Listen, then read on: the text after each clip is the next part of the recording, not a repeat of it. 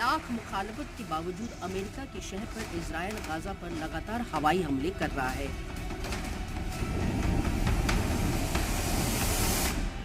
जंग के 21वें दिन भी इजराइल ने जमीन और आसमान से एक साथ हमास के ठिकानों पर रॉकेट दागे।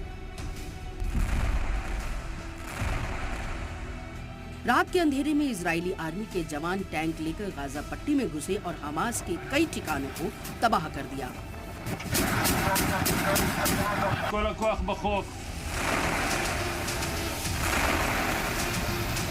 इजराइल ने दावा किया है कि इन हमलों में हमास का बड़ा नुकसान हुआ है। इसके बाद इजरायली नेवी ने साउथ गाजा में हमास के ठिकानों को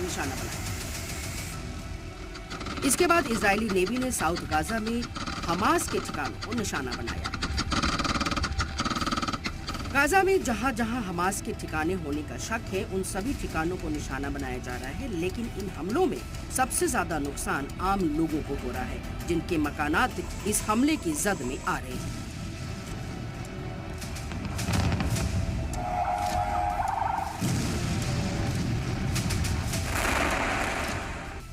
इजरायली हमलों में गाजा पूरी तरह से तबाह हो चुका है। वहीं हमास भी लगातार जवाब में हमले कर रहा है। इन तस्वीरों को देखिए, हमास की तरफ से रॉकेट दागे जा रहे हैं, लेकिन इजरायली आयरन डोम सिस्टम हवा में ही इनकी शिनाख्त कर तबाह कर दे रहा है। हमास के हमलों में इजराइल में कई लोग जख्मी हो गए हैं। इजराइल का कहना है कि हमास ने स्कूल, यूनिवर्सिटी, मस्जिद और अस्पतालों को बेस बनाया हुआ है और वहीं से हमलों की साजिश को अंजाम दिया जा रहा है। इसीलिए वो इन इमारतों को निशाना बना रहा है। इजरायली आर्मी ने एक वीडियो जारी किया जिसके जरिए दावा किया गया है कि हमास ने गाजा के सबसे बड़े अस्पताल अल शिफा को अपना बेस बनाया हुआ है। इजराइल का दावा है कि इस अंडरग्राउंड बेस में हर वो सहूलियात मौजूद हैं जो उन्हें महफूज ठिकाने मुहैया कराती है। तो ये कहना गलत नहीं होगा कि ये अस्पताल भी अब इजरायली हमलों के रडार पर है। इजराइल ने अस्पताल के नीचे का एक एनिमेटेड वीडियो भी जारी किया और बताया कि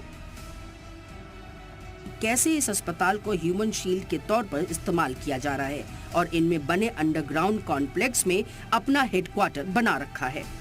इजराइल हमास के बीच 7 अक्टूबर से जारी जंग में अब तक 8,500 से ज्यादा लोगों की जान जा चुकी है।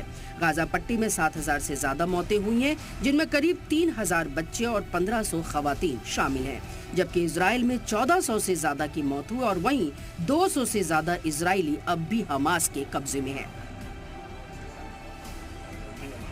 ब्यूरो रिपोर्ट, जी मीडिया।